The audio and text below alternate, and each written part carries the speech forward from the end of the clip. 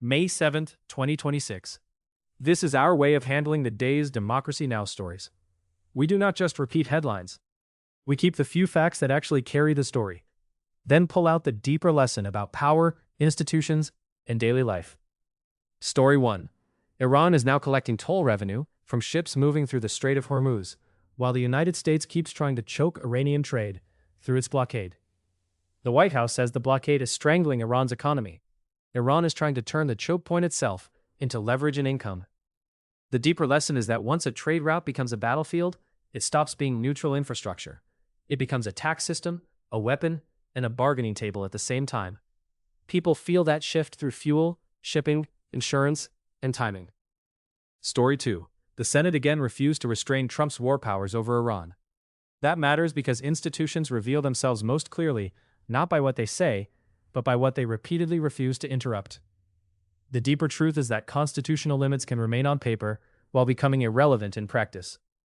After enough failed attempts to stop a war, the vote itself starts functioning as permission. Story 3.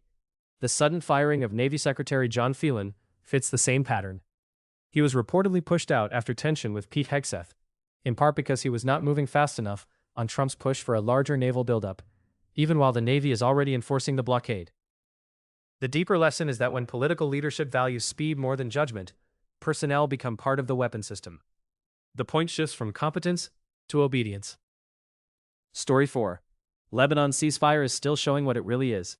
Journalist Amal Khalil was killed after an initial strike hit a car, and a follow-up strike hit the building where she and photographer Zainab Faraj had taken shelter. Reports say drones pursued them and medics were blocked from reaching the wounded for hours. At the same time, there are reports of soldiers looting homes and businesses in southern Lebanon, while Hezbollah remains excluded from the talks that are supposed to stabilize the country. The deeper lesson is that a ceasefire becomes real through access, safety, and return. A ceasefire that still leaves reporters hunted, rescuers obstructed, and homes emptied is not peace. It is managed devastation. Story 5. The FBI investigation into a New York Times reporter over a story Kash Patel did not like is one of the most important domestic stories in the file. Agents reportedly interviewed Patel's girlfriend, searched databases for information on the reporter, and considered stalking charges before senior officials shut the matter down for lacking legal basis. The deeper truth is that power does not need to win a case to punish scrutiny. It only needs to make journalism feel legally dangerous. Story 6. 2 workers died and more than 30 people were hurt after a hydrogen sulfide leak at a West Virginia refining plant. On the same day, a new report said tens of millions of children in the United States are regularly exposed to dangerous air pollution. Those are not separate stories. They are the acute and chronic versions of the same system. The deeper lesson is that environmental harm usually arrives as daily exposure plus periodic catastrophe. The public notices the sirens. The body absorbs both. Story 7.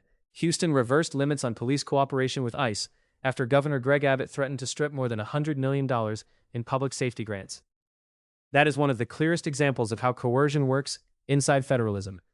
The deeper truth is that local democracy shrinks when funding becomes conditional on enforcement obedience. Policy then changes through budget blackmail, rather than public consent. Story 8.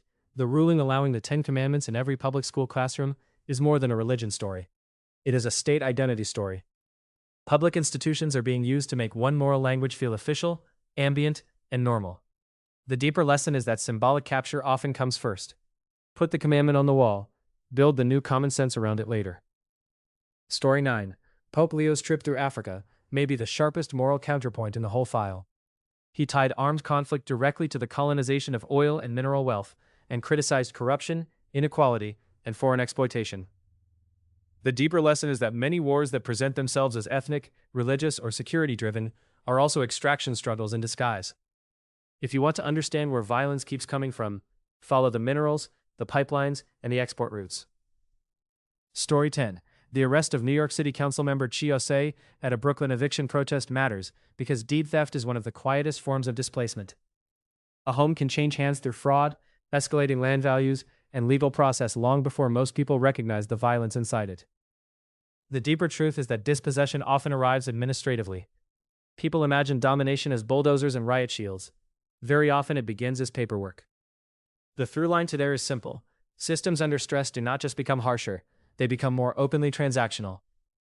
Trade routes turn into toll booths, votes turn into permission, personnel turn into instruments, ceasefires turn into management tools, budgets turn into threats. Homes, laws, and institutions all start to look less like protections and more like things to be used.